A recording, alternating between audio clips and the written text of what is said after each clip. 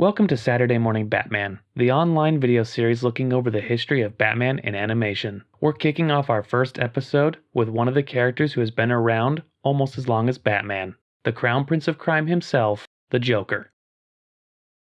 The Joker first appeared in animation right alongside the dynamic duo in the opening credits of the 1966 hit show, Batman. Joker's role is short and sweet, with him entering the frame alongside other Bat-villains and departing the frame dramatically defeated.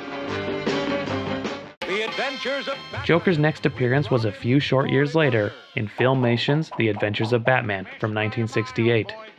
With this show we get our first talking version of the Joker, voiced by Larry Storch. Well, this is the beginning of the end for Batman and Robin. Just before The Adventures of Batman was cancelled, the Joker made a guest appearance on Sesame Street in a clip called Crossing the Street. It doesn't end well for him, but we all learn a valuable life lesson. No matter how much in a hurry you may be, always cross streets at the corner. In 1972, Joker showed up as the villain in 2 episodes of Hanna-Barbera's The New Scooby-Doo movies. Despite being made by a different company than the previous series, and looking different, Joker is again voiced by Larry Storch. This time the Joker will have the last laugh. After a brief stint at Hanna-Barbera with Scooby, Joker returned to Filmation for their second Batman series from 1977, titled The New Adventures of Batman. While Joker's look remains mostly the same from the previous series, Larry Storch does not return to voice the character, and instead Joker is voiced by Lenny Weinrib.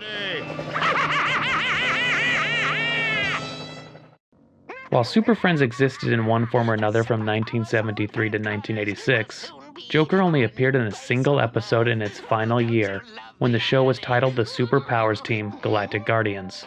Voiced by Frank Welker, Joker spent the majority of the episode disguised as Ace from the Royal Flush Gang, before unmasking and teaming up with Darkseid. Your house of cards has every card but one, and every deck has a Joker.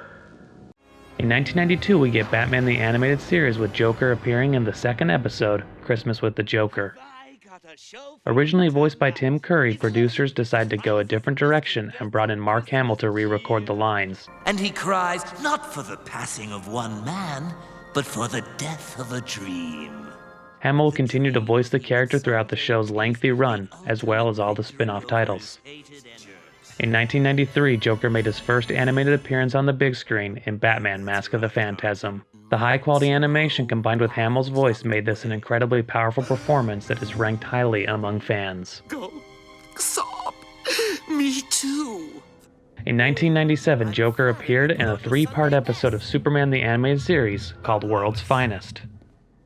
His appearance was dramatically changed to match the simpler style being used on Superman, and this updated look would also be used in the revamped New Batman Adventures from Kids WB. Today was corny, old hat.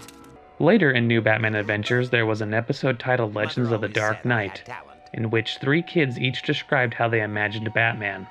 One version was highly influenced by the work of Golden Age Batman artist Dick Sprang and featured a Joker voiced by Michael McKean.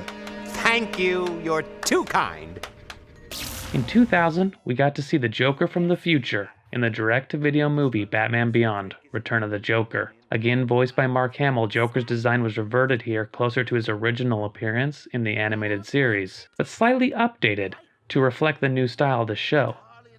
While the yellow eyes and red pupils tend to create a more frightening look for the character, this design would also show up in the very kid-friendly show, Static Shock, as well as a handful of episodes in the Justice League. Let's get this over with. Speaking of Justice League, Joker's final appearance in the Bruce Timm animated universe happened in 2003 in that very series, when he took over Las Vegas airwaves and challenged the Justice League to stop him. So stay tuned, you won't believe your eyes. At the same time that Justice League was running on Cartoon Network, Kids WB developed a completely separate Batman cartoon simply titled The Batman. While certain characters were off limits due to the live-action film Batman Begins, the Joker was available, and for the first time since his appearance in 1992, he would be voiced regularly by someone other than Mark Hamill. I call it Joker Putty. Kevin Michael Richardson took on the challenge, and while he doesn't sound tremendously different, Joker's appearance was dramatically altered. This version of the Joker also showed up in the direct-to-video film The Batman vs. Dracula, as one of Dracula's unwitting victims. As you'll see through this video, Mark Hamill is not done with the Joker by a long shot and returned to voice the character in a special CGI short made by the Dave School for Animation.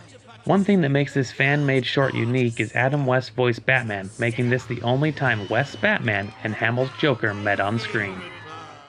Following the cancellation of the Batman in 2008, Cartoon Network created an all-new Batman cartoon titled Batman: Brave and the Bold. The show leaned heavily into the styles of classic Batman artists like Dick Sprang and Jerry Robinson. This led to a Joker that looked like he stepped right out of the Silver Age, with a voice performance by Jeff Bennett that was incredibly different than anything that had come before. Of crime, it's only fair to warn you, I always blow away the competition.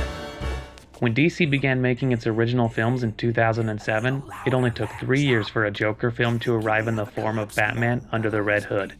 Here the Joker is voiced by John DiMaggio, who brings a very deep and dark look to the character to match the more grown-up tone of the film. The first boy Blunder had some manners. A Joker-like character also appeared for a brief cameo that same year in Justice League Crisis on Two Earths. The character, the Jester, is a heroic Earth 3 counterpart to the Joker and was voiced by James Patrick Stewart. Another place you could spot an animated Joker was in the online series made for kids by DC and Fisher-Price titled DC Super Friends. One of the episodes, Joker's Playhouse, featured Joker, voiced by John Kassir, taking over the training facility at the Hall of Justice. In 2011, Cartoon Network created a block of television titled DC Nation. This block featured popular shows, as well as animated shorts featuring various characters and styles. The Joker appeared in several of these shorts in a variety of looks, including one as a fish, one as a frog, one as a street thug in a tie-in to the game Gotham City Imposters, and one as an adorable childlike character in the style of Aardman Animation. Well, I don't know, I just like them. One of the shows running during DC Nation, Young Justice, featured a Joker with some wicked sideburns, voiced by Brent Spiner. In 2013, the classic Batman story, The Dark Knight Returns by Frank Miller, was adapted for animation and featured Michael Emerson delivering an unnerving performance as the Clown Prince of Crime that matched the comics almost exactly. At the same time, a more humorous version of the Joker popped up frequently in the satire show Robot Chicken, here voiced by Mark Hamill. Joker, can you please play Who Let the Dogs Out? In late 2013, a different kind of Joker was hinted at in the DC original film Justice League Flashpoint Paradox, voiced by Grey DeLisle. Long before the Lego Batman movie, there was Lego Batman the Movie, DC Superheroes Unite. It's confusing, I know. This film was based off the Lego Batman 2 video game and featured Christopher Corey Smith as the Joker. Lego would make a few more of these direct-to-DVD videos, with Joker's voice changing to be voiced by John DiMaggio in 2014's Lego Batman Beleaguered and Jason Spizak in 2016's Gotham City Breakout. In 2014, Joker showed up as a main player in the DC original film Batman: Assault on Arkham, voiced by Troy Baker. Because the film was based in the same universe as the Arkham games, the look and performance very much reflected Mark Hamill, who played the Joker in the game. At the same time, Joker also showed up in a Blink and You Miss It cameo in Son of Batman. His sinister laugh is delivered by D. Bradley Baker. In 2016, Troy Baker returned to the role of Joker again in a movie series created mostly to sell action figures titled Batman Unlimited. Of the 3 films created, 2 featured the Joker, Monster Mayhem, and Mechs vs. Mutants. Never has there been a Joker with a pointier nose. Also in 2016, Bruce Timm and team brought the long-sought-after Killing Joke to life as a DC animated film. While certain elements were incredibly divisive, most could agree that Mark Hamill brought his A-game as the Joker. Your price is steep, but as I look around, all I can see is that I'll be making a killing. While Killing Joke felt super dark and gritty, Batman Return of the Caped Crusaders featured a lighthearted Joker based off the Batman 66 show, with Jeff Bergman bringing a sillier version to the screen. In the last year, Joker has popped up in a few places. He was the main villain in the new Lego Batman movie. The voice casting of Zach Galifianakis surprised a few fans. Save the city or catch your greatest enemy. but his actual delivery showed a Joker that was as sympathetic as any before and starkly different than most previous versions. I don't need you. An even sillier Joker appeared in the nonsensical but fun show Teen Titans Go. This Joker either appears as a background joke or as a slumber party for Batman and Commissioner Gordon. Finally, Mark Hamill is back in the role once more in the more kid-friendly cartoon Justice League Action on Cartoon Network. While aimed at kids, he still has that sinister Joker sound. When I heard you'd been locked up for some trivial infraction... So what does the future hold for Joker? No doubt he will appear in many more animated shows and movies to come, but we know for sure he'll be making an appearance in the upcoming Batman Ninja film, due out later this year. That's it for our history of the Joker. Tune in next time when we take another deep dive into Batman's animated history. Be sure to follow me on Instagram at Saturday Morning Batman or on Twitter at Saturday Batman for more posts about your favorite Caped Crusader. See you next time.